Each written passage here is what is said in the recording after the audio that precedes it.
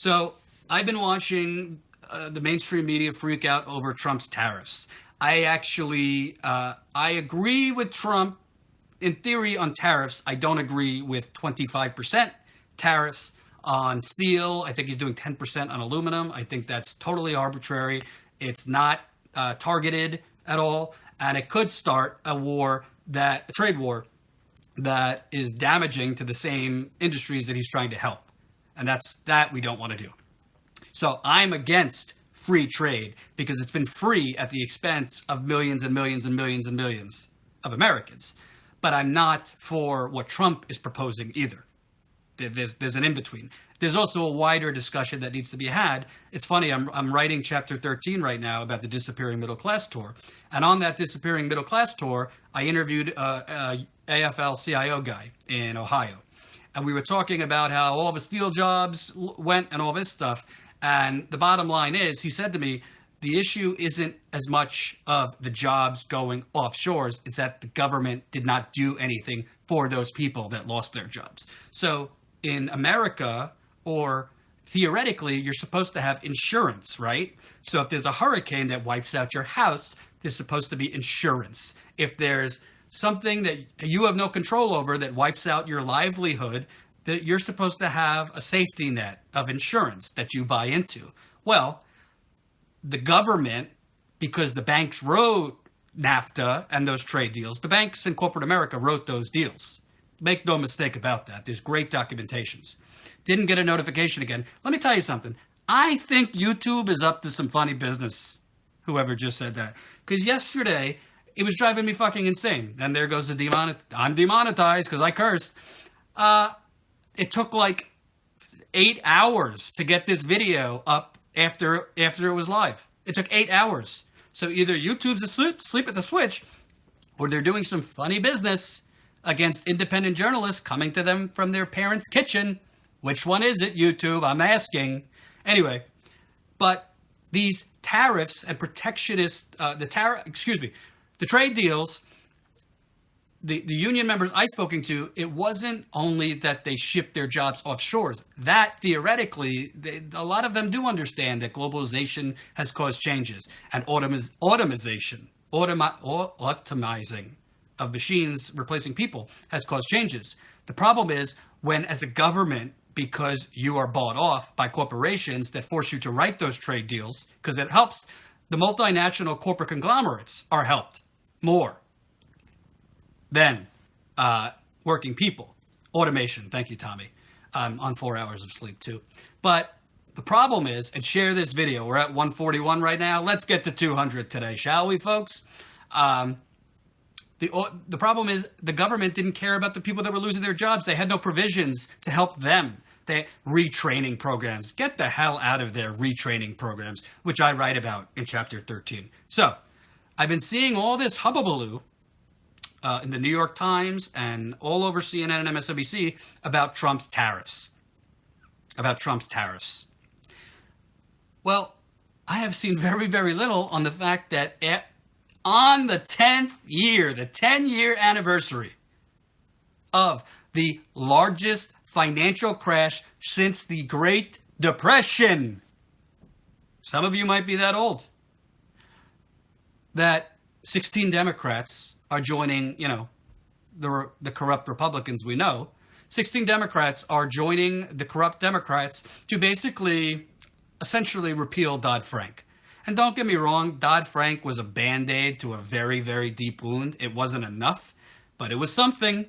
It was something. We got to keep it real. So all this attention on the tariffs, but no attention on the fact that they're about to basically repeal Dodd-Frank and let Wells Fargo, who just broke more laws, if you were seeing the fraudulent stuff they did with minority customers, Wells Fargo could do whatever the hell they want. And I tweeted about it the other day. Why does MSNBC and NBC never, ever cover Wells Fargo's douchebaggery? You want to know why? Because Wells Fargo and Comcast, the parent company, are in business together. Hello? Wells Fargo and Comcast in Philadelphia have a sports and entertainment arena. It's the Wells Fargo Center. And Comcast is a major, I don't know if they're partners or a sponsor or whatever. There you go. So, no coverage of the fact that they're about to let the criminals, let's call it what it is, they are criminals. On Wall Street, not every single trader is a criminal. Like my older brother, he's a hedge fund guy. He's not like one of those like millionaire hedge fund guys. He works at a small hedge fund. He actually, I think, voted for Obama. He's not a selfish plutocrat. We get in arguments sometimes. He loves Warren Buffett. I tell him Warren Buffett's the Antichrist. That's another story. But there's no coverage. A lot of coverage on the tariffs because their parent companies, Comcast, Time Warner, they don't want to see Trump implementing tariffs on anything because that's then it's a slippery slope. And tariffs can affect their parent companies. So Bernie Sanders went on the Senate floor yesterday. And obviously Bernie Sanders is known for giving some barn burners on the Senate floor. You know how weird I am? Obviously, if you weren't paying attention in November and December, I was having a tough time. I got fired. There was a lot of things said about me. Not true. I literally spent a whole day listening to his 2010 filibuster. Half of it spent in the bathtub with my headphones on, just to get out of my depression.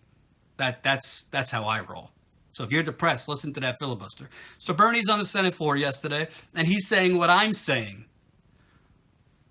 Are these people nuts? Are you nuts, my colleagues? You are literally you're repealing the rules. And again, Dodd-Frank wasn't enough. Obama didn't jail any bankers. He barely laid a glove on Wall Street. Wall Street, they called him the Antichrist. Please, Wall Street got away with murder under Obama too. But Dodd-Frank was better than nothing. We have to admit that. So Bernie goes on and says, this is insane. We are literally handing the keys over to the people that literally just crashed the global economy. I'll give you the details. The Senate, this is from ABC News. The Senate advanced legislation Tuesday to roll back some of the safeguards Congress put in place to prevent a repeat of the financial crisis.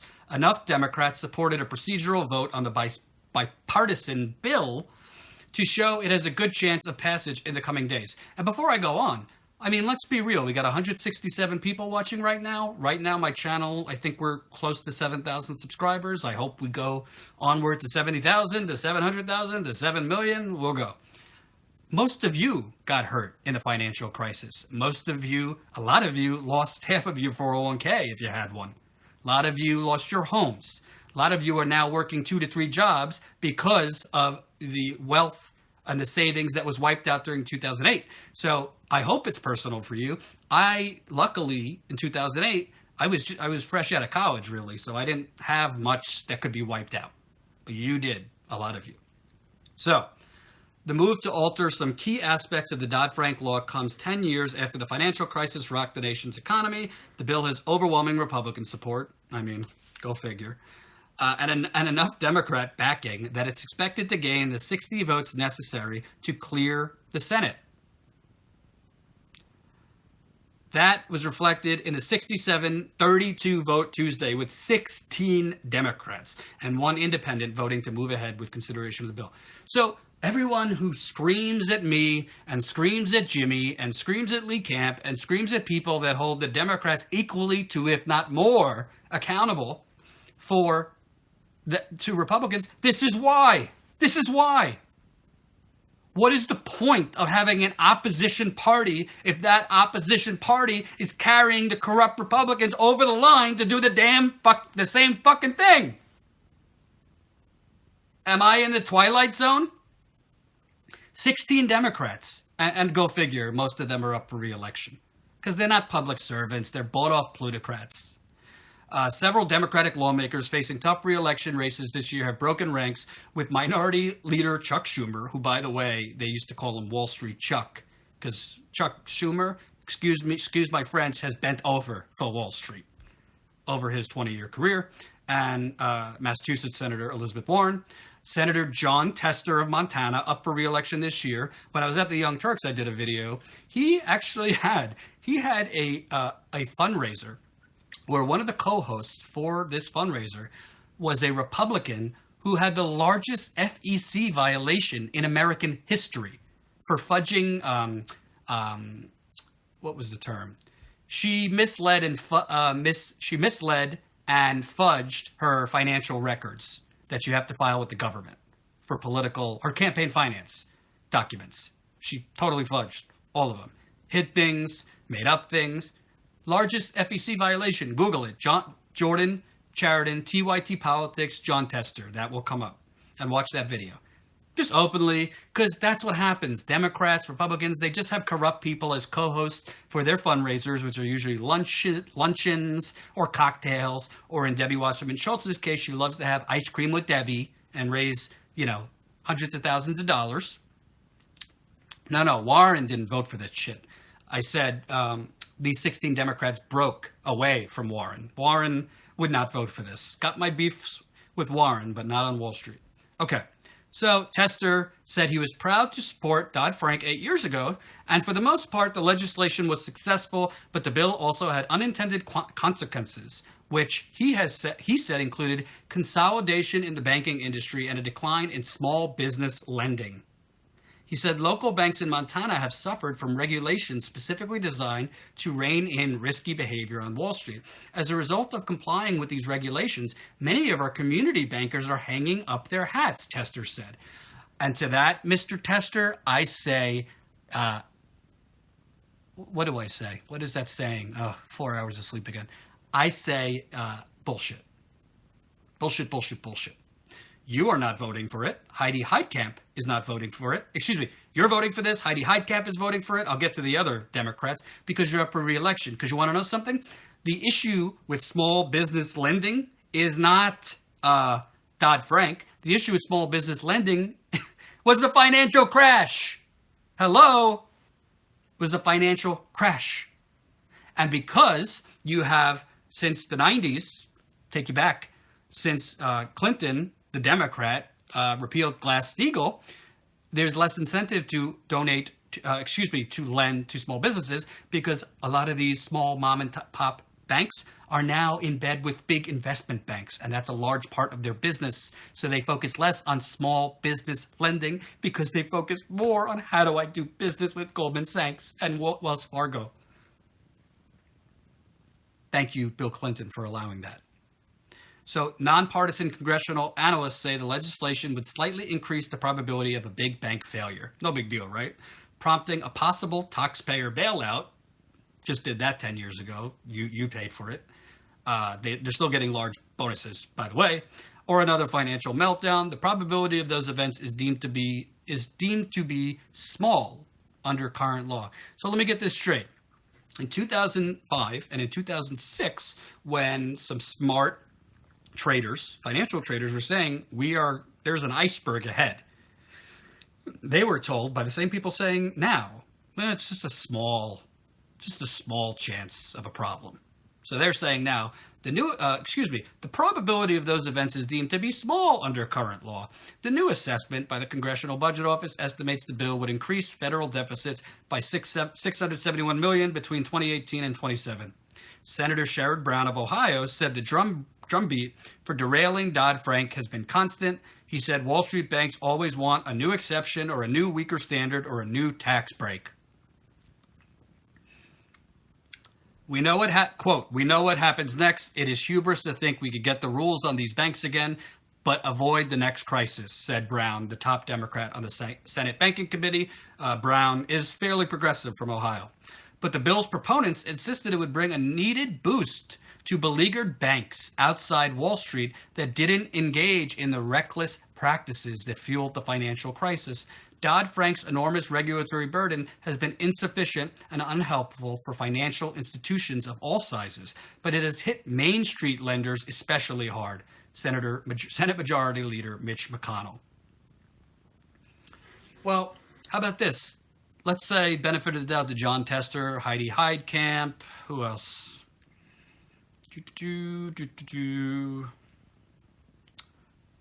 Heidi Heitkamp, John Tester. It doesn't say 14 other Democrats. If you're so worried about small banks that are having problems, which you're not, that's bullshit, because they're not having problems because of Dodd-Frank, as I just explained. If you're having problems with that, then why is the deregulation also going to help the big banks? Because you could theoretically amend or tinker past law and, change this light bulb, change that light bulb, do this thing, do that thing, and make sure that the changes don't help Wells Fargo or Bank of America or JP Morgan Chase.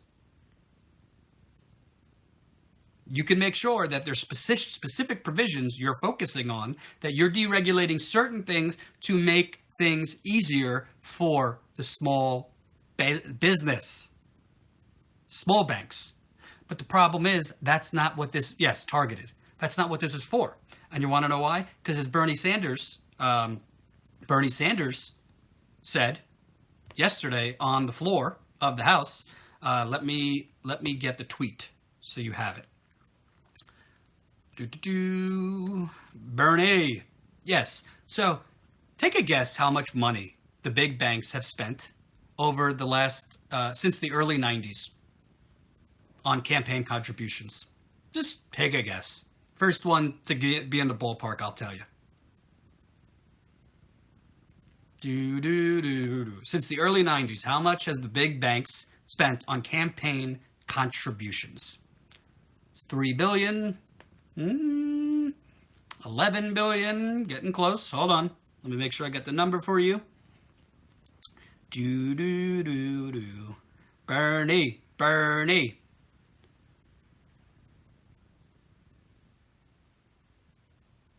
3.2 billion.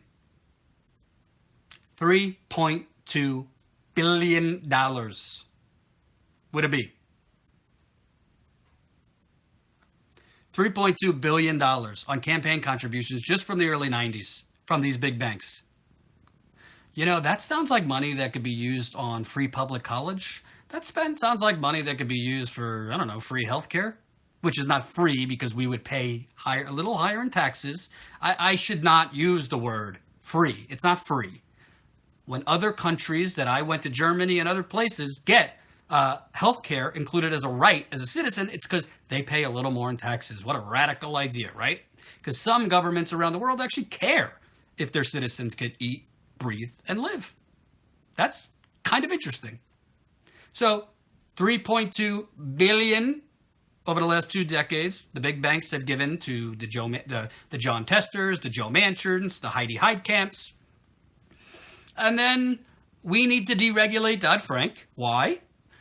Well, because it's hurting small banks. Yeah, because it's the small banks that are giving you the money, right? It's not Wells Fargo. It's not Bank of America. It's not JP Morgan Chase. I mean, was I born yesterday? Oh, we're almost at 200. Fantastic. So why I'm bringing this up, it's not unusual that Bernie Sanders is against this. It's not unusual that Elizabeth Warren is against this. But I want you to remember this moment, because I think we are facing a potential recession again. During my Reddit Ask Me Anything, as a reminder, I'm going back at 4 o'clock at Reddit Ask Me Anything. Part of what is going to cause a recession is there is a giant student loan bubble that's getting no attention. And you want to know why it's getting no attention? Because the same criminals that package these toxic shithole housing packages, what do they call that? Credit default swipes or whatever. They're doing that now for student loans. Did you know that? Did the New York Times report that to you? That if you have student loans, they're currently packaging them. So that is going on. But the corporate media is not covering that because they don't particularly care if the banks get the money, because a lot of these corporate media outlets are actually sponsored by banks. MSNBC gets bank segments.